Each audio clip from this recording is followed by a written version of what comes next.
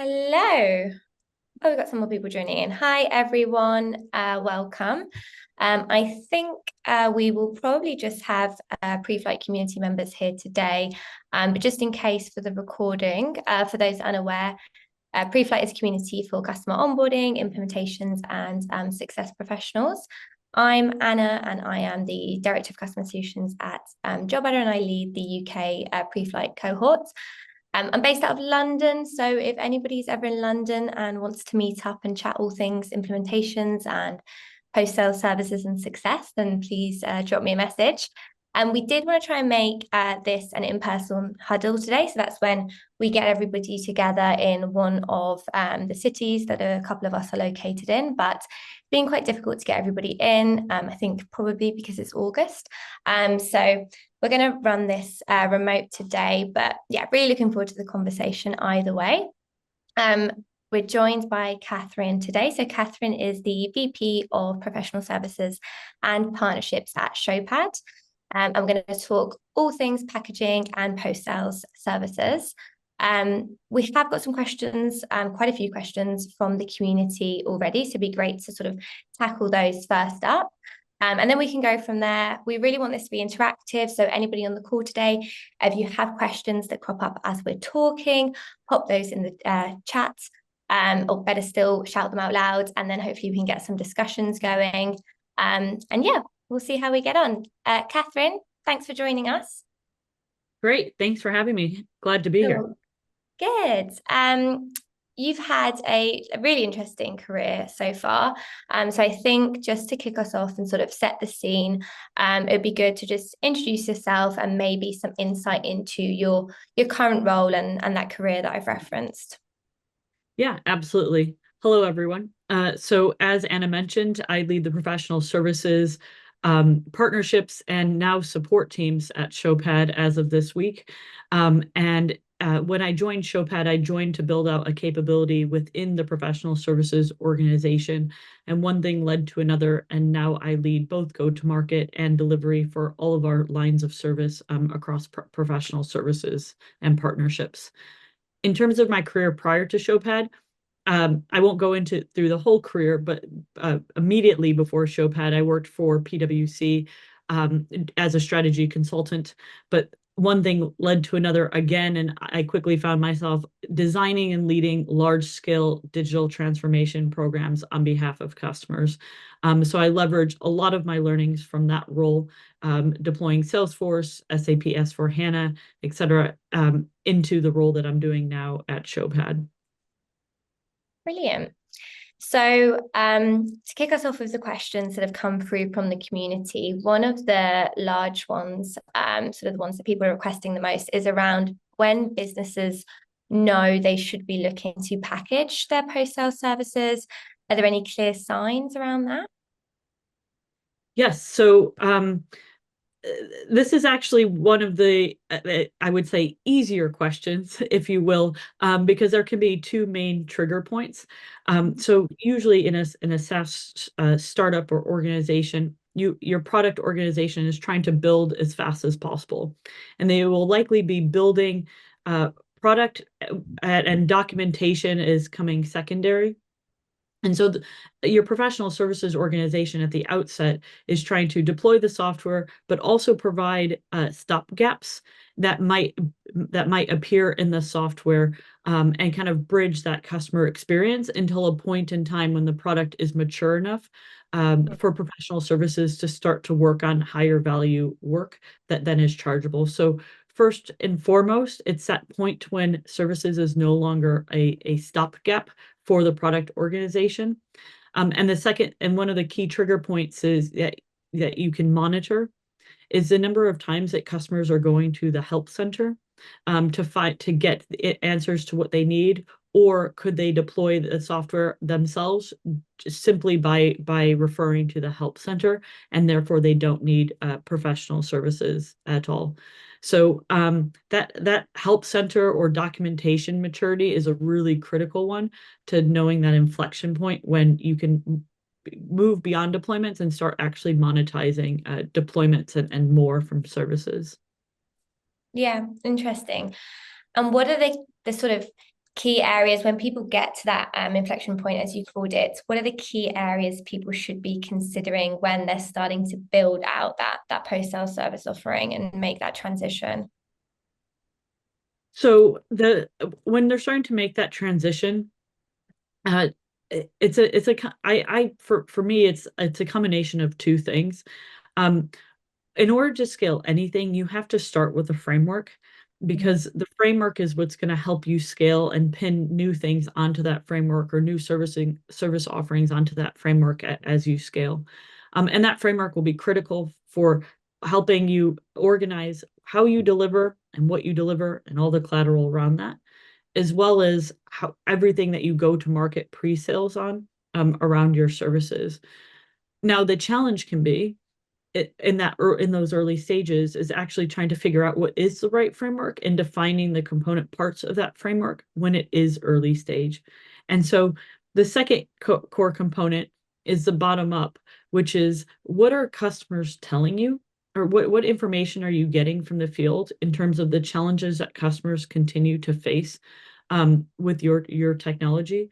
For us, we're in a relatively new category. The term sales enablement has really only been around for the last 10 years or so. Most professionals in a sales enablement role, it's the first time that they're doing sales enablement in their career. So there was a low level of process maturity, which so the information we were getting from the field is they're buying tech almost before they're ready for tech.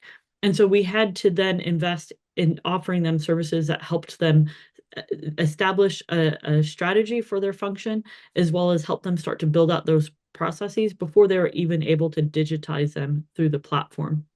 And so that noise or that feedback from the field is what allowed us to inform those core components of our framework. Interesting. And when we're talking about, did you delve into, I guess, more of the education piece around enablement and that as a role? Is that something that you offered as part of those services, or was it just focused around the product? Actually, that's a good question. So we started with deployments exclusively, and then the next service we introduced was education, Yeah, no. uh, user training, and more specifically, custom end user training. But that is because we are focused on enterprise. I think if you're more in the mid-market commercial, standard end user training academy is probably more appropriate there. And then the next service we introduced from there was advisory. We called it advisory services. You could call it whatever you want. It could be business services, functional services, but those were the services all around helping build out the functional capabilities or the business processes that were needed to be successful with the platform. And then from there, we really started to expand into more complex technical services around uh, introducing custom integrations, custom applications, and extensions. So it's been a very organic process in terms of what new services we added. But that very much now frames that overarching framework, and we try to ensure that every deployment that we do for our customer has some element of one of those types of services embedded throughout the entire methodology. Brilliant. Thank you. I've got a couple of questions that have come through from the community that I want to make sure that I ask you. So there's two, there's sort of similar, but the problem in reverse. So the first one here is somebody's asked, they currently offer implementation packages, premium support packages, managed services, and technical account management packages. And they're wondering, how do you bundle or sell these in a way that makes it easy for customers to understand, and in a way that we're really, really driving value for our customers too. So for example, I think what this person is getting at is that they have lots of different offerings. So they have 3 different support offerings, managed services has 2 offerings, account management also has 2 offerings. And how would they go about simplifying that? Yeah, so I'll talk first and foremost my approach to packaging and pricing. Yeah. Um, and that might then be helpful in this context. So in my role, I've had to both do pre-sales as well as deliver the work that's sold. And one of the biggest challenges is not just how you standardize packaging and pricing to make enable a frictionless sale, but it's also how do you do this at scale so it's really crystal clear to the delivery to the consultants exactly what it is that they need to deliver. And so what we've done is I follow Lego is very big in my family. I am regularly walking on Lego and regretting it very quickly after. And so I call it the Lego brick model, where we took all of our services and broke them down into the smallest component parts that were needed to deliver a service. And that might be a 1 hour workshop, it might be a 3 hour workshop, but we broke it down into its smallest component parts. And then all those component parts can be reconfigured in whichever way the sales organization wants to configure them, or we need to configure them for our deployments and whatnot. So it's enabling customization at scale, but always knowing that we have collateral underpinning every single one of those Lego bricks, collateral frameworks, etc. So they're straightforward to deliver. And then the consultants know what's expected of them if that Lego brick is reflecting in their scope. But that's not necessarily enough, because if you show up to a customer and you say, here's my whole catalog of 200 Lego bricks, sift through and pick what's right for you, it's going to be very difficult for them. So we have essentially organized them by a number of different dimensions. One of those dimensions is based on ICP or our core vertical that it might serve. Another dimension is by the type of service. So I talked about some of those service lines of advisory, technical, education, etc. And another dimension, though, is customer problem or customer challenge that they're facing. And the last one is use case. And essentially, by aligning them across those different dimensions, allows our sales force or our pre-sales,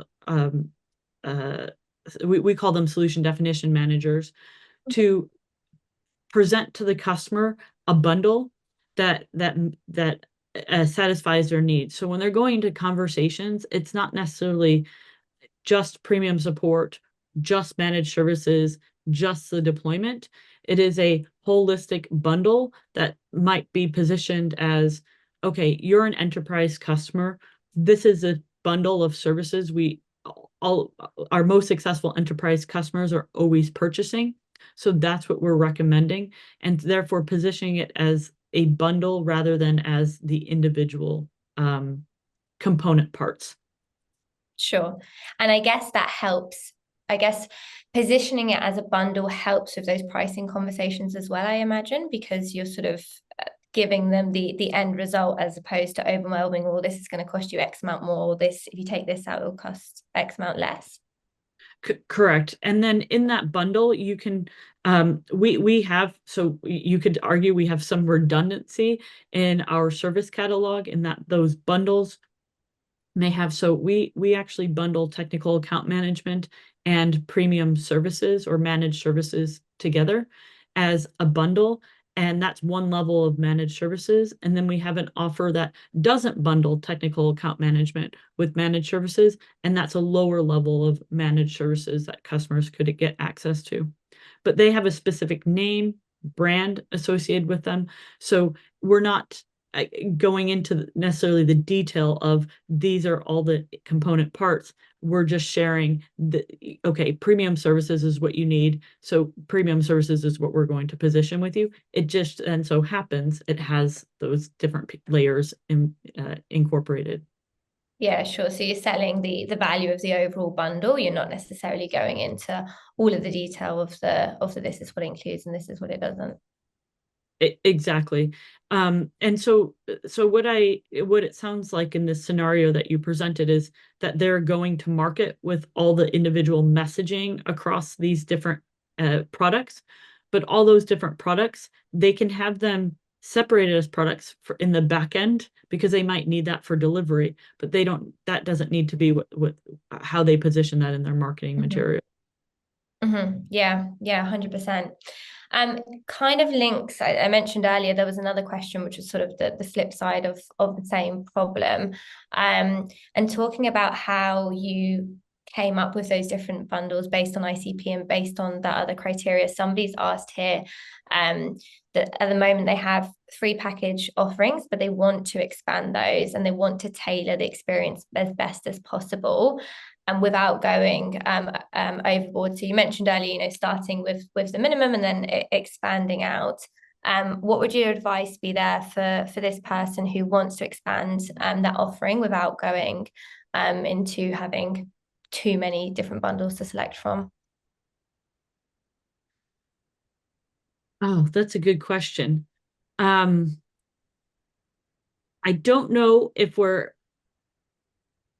because the complexity here is you can't necessarily have too many bundles because your quoting system needs to be able to cope, and the internal ops teams will not be happy with too many SKUs Yeah. um so when I would say I very much take an agile approach to my work where I will experiment with things before they're ideally perfect. So in those bundles, while I said I'm positioning it from a marketing standpoint on the bundle, in the sales order, it still might have the different SKUs or the different component parts outlined and the different Lego bricks. And that's something that our sales team obviously need to manage expectations with the customer around that.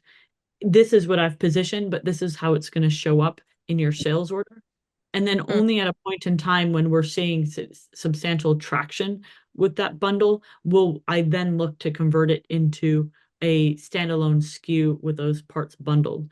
So basically, what my recommendation is only go to market with a bundle from a marketing collateral standpoint or in the meeting and positioning, but don't necessarily start operationalizing that bundle in the back office until you actually have significant traction that justifies that being an additional bundle. That's how we approach managing it. I'm open to hearing if other people have other ways in which they approach it. But that seems to work for us because we're then just constantly adapting to what the market is telling us those bundles should be. Yeah. Yeah. Okay, thanks. Another of the queries that we had come through, which is again, it's talking about that go-to-market element, but a slightly different topic around.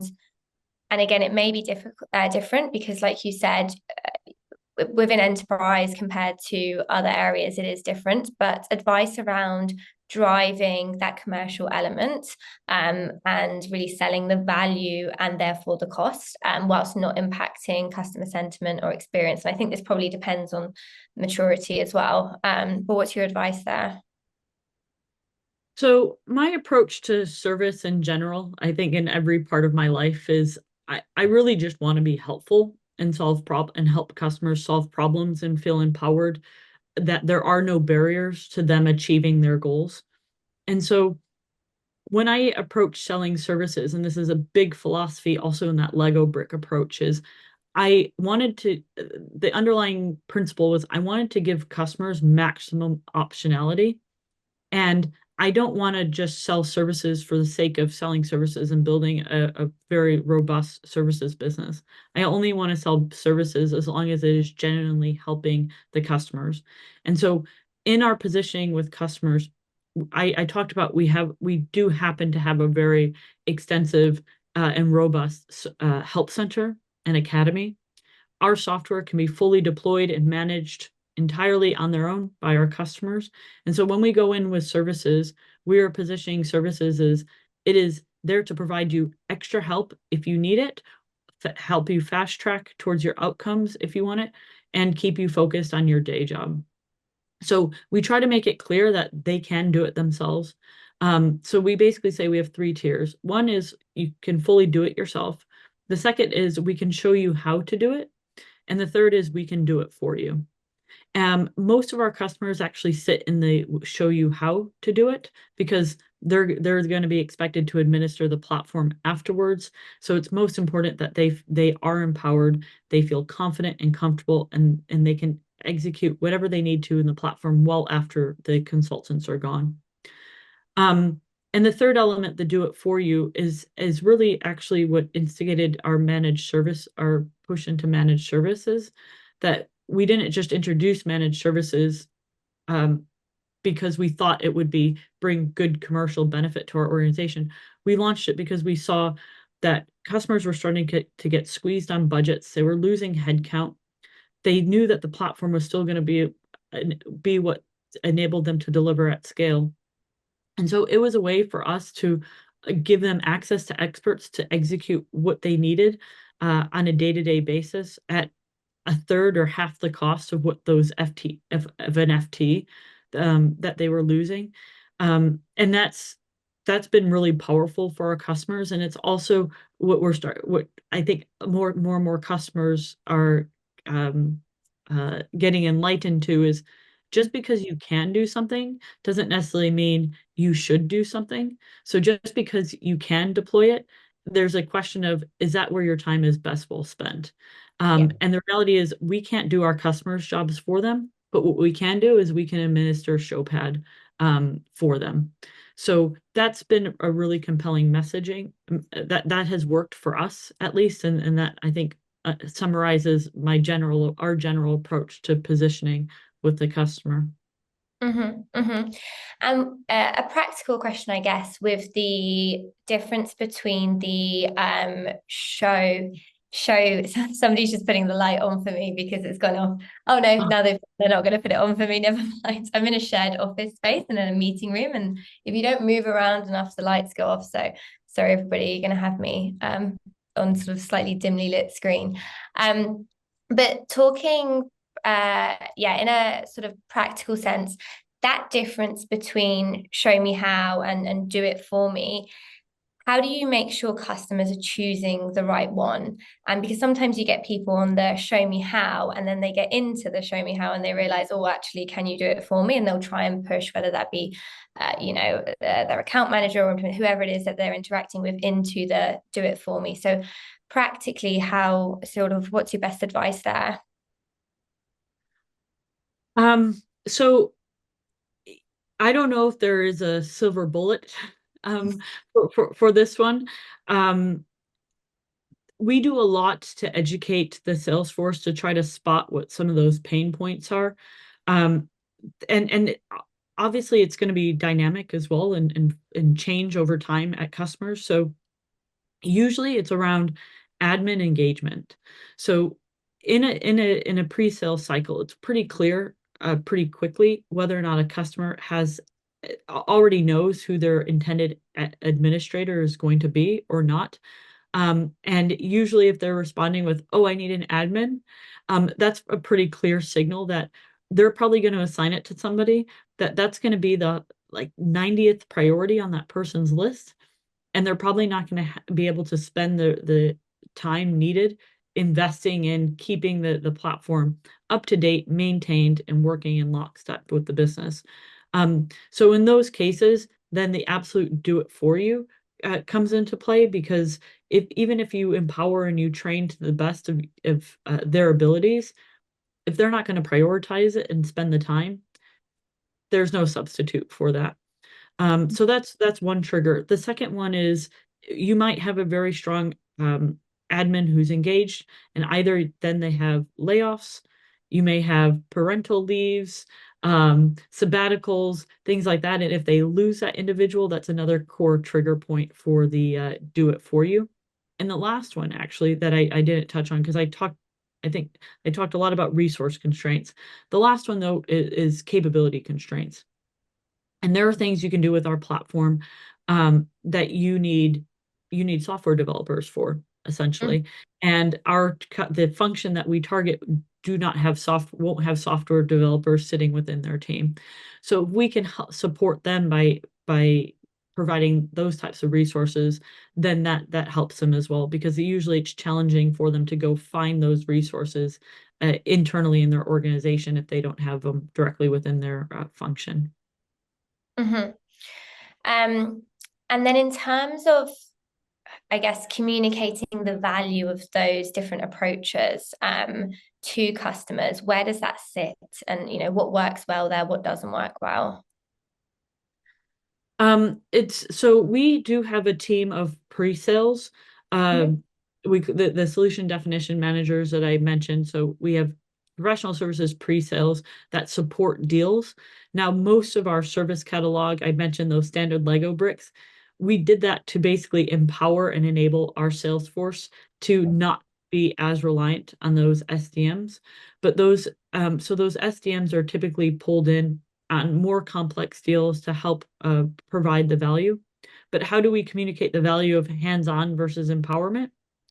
Very simply, with hands-on, that's a pretty straightforward value proposition. We can typically administer the platform at a third or half the cost that a full-time admin may need to for our customers. And that's simply because of the level of expertise that we have in our team, the speed in which we can operate. And so that's one core value proposition that resonates well. On the empowerment and the advisory side, the core part of that value proposition is a company that is really dedicated to investing in building out their function, wants an organization to train their individuals to be really competent enablers. And so for them, the value proposition there is they're trying to build a new capability in their organization. And we're not just coming in to provide them software, we're also coming in to support them on that capability build. So they don't have to be reliant on us. So I guess it's probably two polar opposite sides of the spectrum. Companies that are ready to make big investments into an internal function, and companies that are not ready to make those big investments and are happy to outsource, then they will outsource. Yeah, definitely. Cool. Couple more questions that have come through from the community, which I think would be great to go through. So one here, and we touched on this a little bit, but keen to get some input, more input from you here around the common challenges that you find when reviewing post-sales service offerings. So I guess across other businesses, perhaps maybe a way of looking at it. So I can tell you, um, for for me personally, another one of our core principles is make it frictionless. If Mm, one of the core challenges can sometimes be in how you actually undertake the service, there might be so much friction that it's not even worth me then going to ask for help or using that service. And so one of the things I look for is how frictionless is it for me to actually go ask questions or get done what I need to do. Um, and one of those key points of friction that we've been laser focused on is we want to allow customers within certain services packages to have access to any type of resource they need. So okay. it's not a conversation of, oh, you only will get access to education, or you'll only get access to a software developer. No, you can get access to any resource you need, just ask your question and we will assign the appropriate resource. And that seems to work really well, because it gives them confidence they're going to get the support that they need when they need it. And then it's going to happen fast. It's not going to require laborious procurement cycles. It's also not going to or scoping or statements of work or things like that. So it's really about that frictionless, can we get access? And then I I personally I like a time and material model. Um, I think it's pretty easy to keep track of.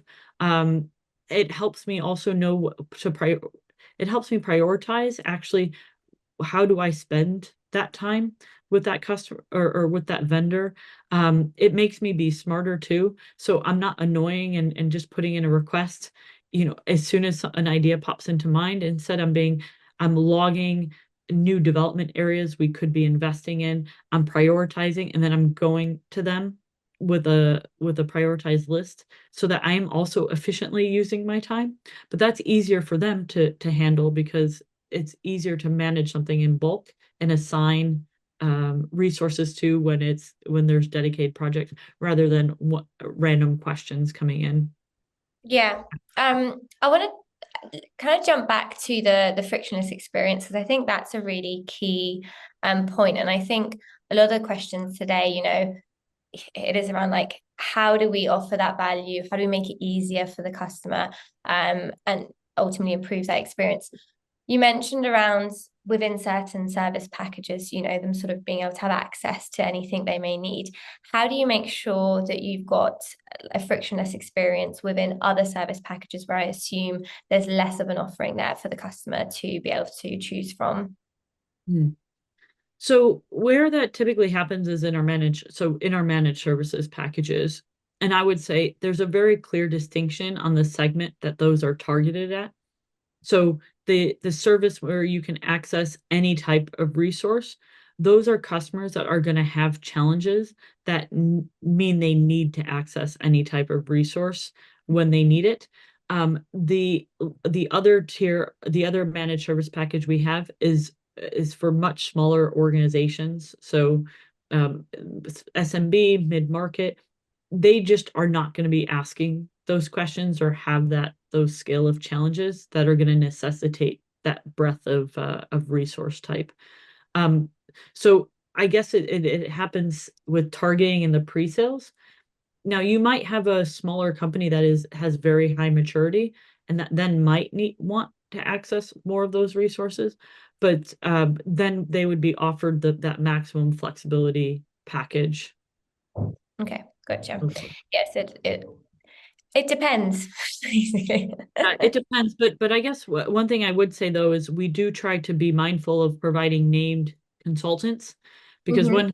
when we did think about for the lower tier of having a ticketing system of whenever you have questions or you want something executed on your behalf, you submit a ticket on what you want. And we often found that customers often didn't know how to articulate what they wanted or Mhm. they weren't even sure and they did need a level of advice on what options they had available to them.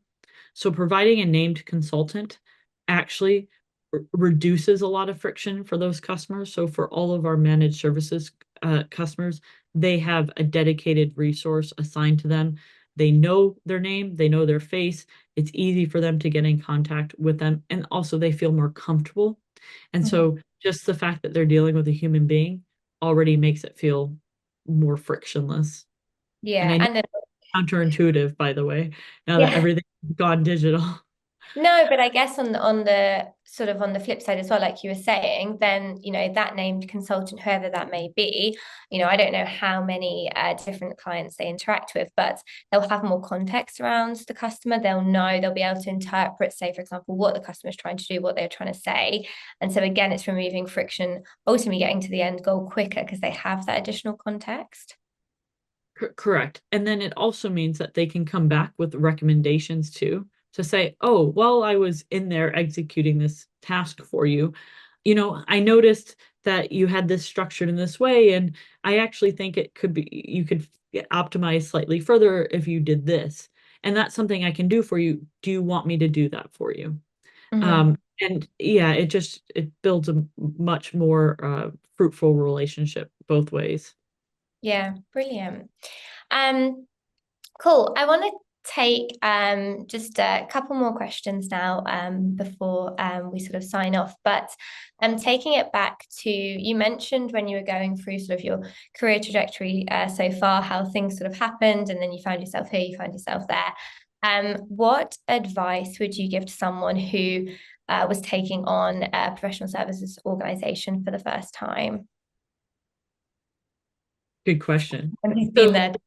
um, I have so I guess there's two things that I'll share. The first is this quote, and it comes from a consultant in my team, and he said, "Service is sales, and sales is service." And there's actually great YouTube video. If you just Google that term, you'll get this wonderful video that this company created a long time ago with this tagline. And it's that services is not just in place to deliver to the customer goals. Like, services is also so critical in marketing and positioning. And so really thinking about the go-to-market aspects for services and how you can create services to differentiate your company in the deal cycle is really important. One of the ways in which we did that was the breadth of services that we offered. We were one of the first vendors in our category to offer education. We were then the first to offer advisory. We're also the first to offer the technical applications as well. So, but that's all because that's what helps us win in deals first and foremost. And so getting that really clear, or not losing sight of your role in the pre-sales cycle and how much services can enhance the sales cycle is really important. Um, the second thing, then, that I firmly believe that in a concept called service-led growth. There are very few companies that follow it, but companies that bootstrap usually will start off with a service model that they use services in order to build new software. And we absolutely try to use that approach internally. And so what that means is all of our engagements we do with customers, we're hyper focused on codifying what we're doing, building out frameworks to make that service repeatable, and that we could then add it to our service catalog, add it to or add it to our offerings. But more than that, some of these frameworks that we create then become frameworks that our product organization can take on and then codify into the product. And so service that is then a service we don't necessarily need to provide anymore. And it's now something that's embedded in the product and available to all customers. So it's that mindset of what we do isn't just about the deployment. It's not just about keeping customers healthy and successful. It's also about how are we mindful about codifying and taking a structured approach to our work so that then we can distribute it at scale to all of our customers for maximum impact. Mhm. And there's a third point I'll add in there too. It goes without saying, but I think I one of the things I'm very mindful of is managing our services business as a separate P&L. And I think it helps with the number of decisions in the business. But um, I would say that for any new services leader, thinking about the both the revenue and the cost line of your business and being hyper focused on both of those levers and which ones you're optimizing for at any given point in time is very important, because very few people in the business will be able to influence both of those levers. But as a services leader, you will be able to, and very and sometimes some services leaders will have very big portfolios and percentage of revenue that they're managing for the overall business. So it can be a very impactful. So that's the last point I would say is think about your being the business within the business. Yeah. So I guess I mentioned to you earlier, I always love the question that when we were chatting and before we went online around like looking back and things in hindsight that as leaders we wish we'd done sooner, or we can see in the benefit of hindsight, oh, wish I'd done that differently. I think on the topic of advice for people moving into leadership, for example, within professional services, you've given some really great areas of advice there. What's the first thing you think is that they should focus on? If we're looking back and thinking, okay, that should have been the first piece of foot, that should have been my focus. What would you say that is? That's a really hard question. And I'm only saying that because it, if I was very lucky the position that I entered in, that we have phenomenal consultants. And you will say, of course you'll say that, Catherine. No, truly, we have phenomenal consultants. And so our CSAT scores, they're absolutely excellent. The feedback we get from customers, excellent. Um, I sleep really well at night because we don't have customer escalations. We don't have things going wrong. And so the reason why I say that's difficult is because I think I've been in other situations where actually the immediate priority is you need to completely turn around um, how you are servicing customers just because customer satisfaction is so poor. So I was very fortunate that we had a very strong capability base and great customer satisfaction. So what that allowed me to do is focus on new offerings very quickly because I could see that there were so many more challenges in our customer base that we couldn't solve. Now, Mm. what do I wish I had done sooner?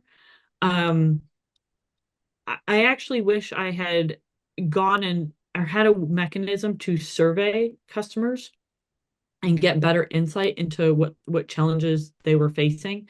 Up front, I probably would have been able to move a lot faster. Instead, we organically built our services based on live customer requests as they were coming in. But it's possible that if I had done a survey at the very outset, that would have actually provided me more clarity on which services to go prioritize building out because there was a real need in our customer base there. Yeah, so giving you that steer. So getting to know your customer base, I guess, as much as possible would be some advice for people. Yeah, at scale. Because the other challenge is as much as I was getting to know there's I could only still touch like 1% of our whole customer base. And the reality is I'm here to serve them all. So how at scale could I have gotten that feedback from them is what I'm thoughtful about. Brilliant. Thank you. Um, that brings us up to time, I think. Catherine, thank you so much. That was really, really insightful. I'm sure everybody agrees. And thank you for those of you who joined us. Great. Thanks, Anna. Thank you.